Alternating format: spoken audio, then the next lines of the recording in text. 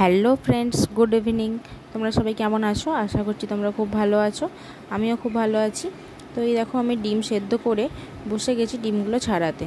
তো কি করছি তোমরা শুরু থেকে শেষ পর্যন্ত ভিডিওটা দেখতে থাকো। আর আমি আজকে থেকেই ব্লগটা স্টার্ট করলাম। আগামীকাল সারাদিন কী করব না করব সবটা তোমাদের সঙ্গে শেয়ার করব।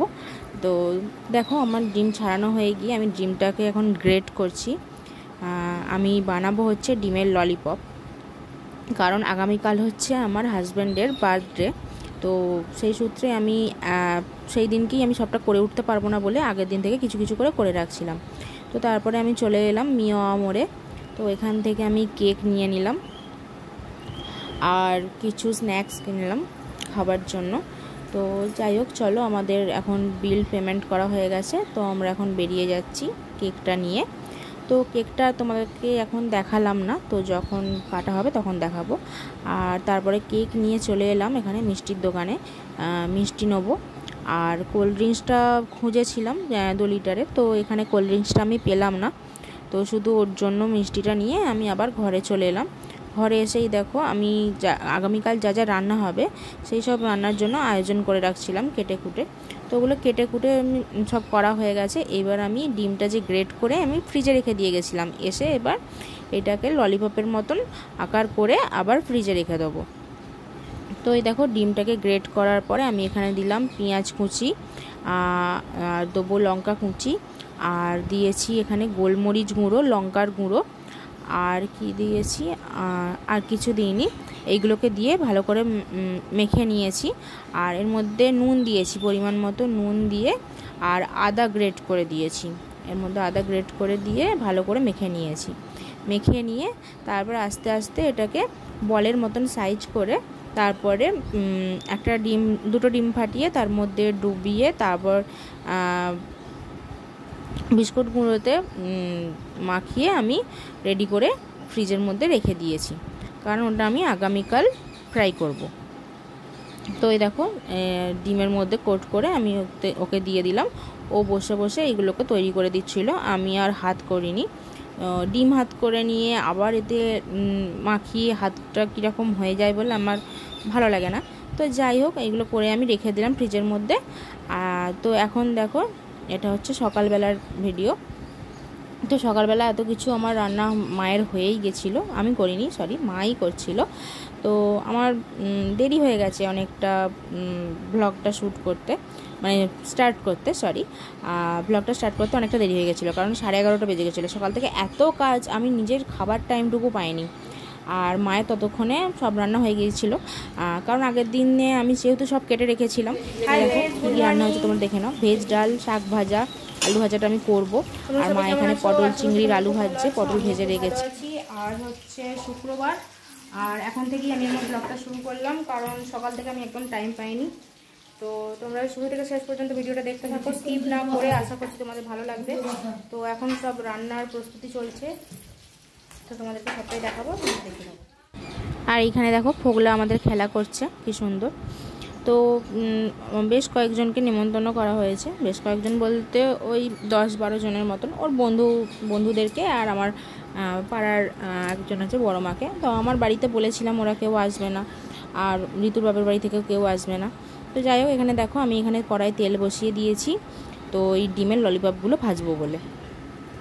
আর আলুটা পুরো একদম ফ্রাই করব।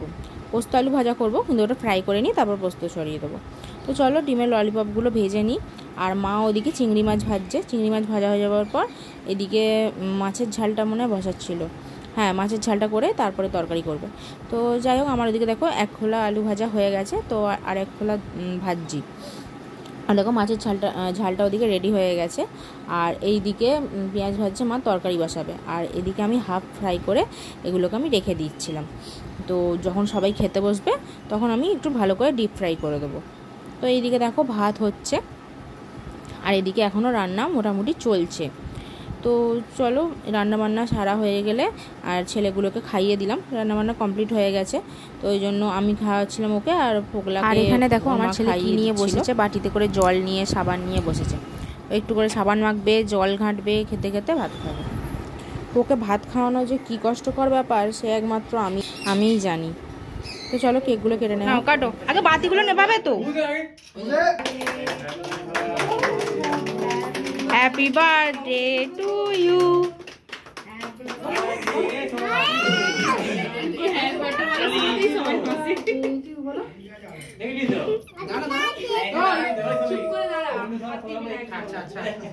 একটু বাবাকে খাইয়ে দাও সিয়ান, একটু। হ্যাঁ তোলা তোলা, তুলবি তো এটা।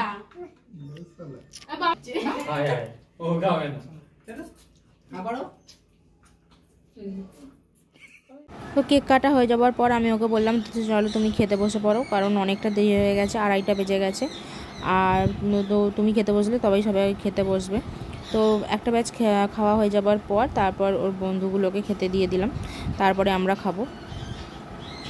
তো এই দেখো কি কি ওকে খেতে দিয়েছিলাম। এগ ললিপপ, আলু ভাজা, শাক ভাজা, ভেজ ডাল, পটল চিংড়ি, মাছের ঝাল, চাটনি, পাঁপড়, পায়েস, মিষ্টি, 5 রকমের। মিষ্টিটা মাই কিনেছে, আর দইটা আর মিষ্টিটা মা কিনে নিয়ে এসেছে, আর বাকিগুলো সব আমি আয়োজন করে দিয়েছি। তো তোমরা দেখো আমাদের গোপাল সোনারা কেমন সেজেছে। তো দেখো গোপাল সোনাদের কত সুন্দর দেখতে লাগছে, জামা পরেছে আজকে। আর দেখো এটা এগলেস কেক বলে, ওই জন্য ঋতু গোপালদেরকেও একটু করে কেক দিয়েছে। তো তোমরা কমেন্টে বলো কিন্তু আজকে আমাদের গোপাল সোনাদের কেমন দেখতে লাগছে। তো চলো আজকে আর বেশি ভ্লগটা বাড়াবো না, তো তোমরা অবশ্যই জানাবে আমাদের গোপাল সোনাকে কেমন দেখতে লাগছে। আমাদের বড় সোনা আর একটা ছোট সোনা। তো এখন টাইমটা দেখো কটা বাজে,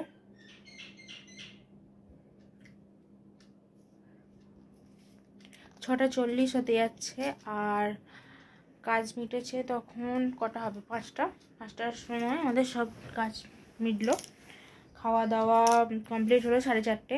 তারপর বাসন ফাসন মেজে একটু গাফা ধুয়ে বসলাম, এখনও 5:10 বাজে।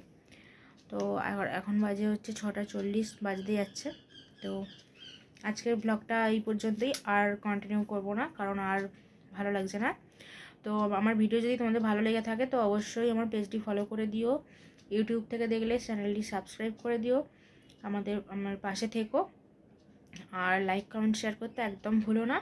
তো চলো আজকের মতন এখানেই শেষ করছি, টাটা। সবাই ভালো থাকবে, সুস্থ থাকবে, আর এখনই বলে দিচ্ছি গুড নাইট।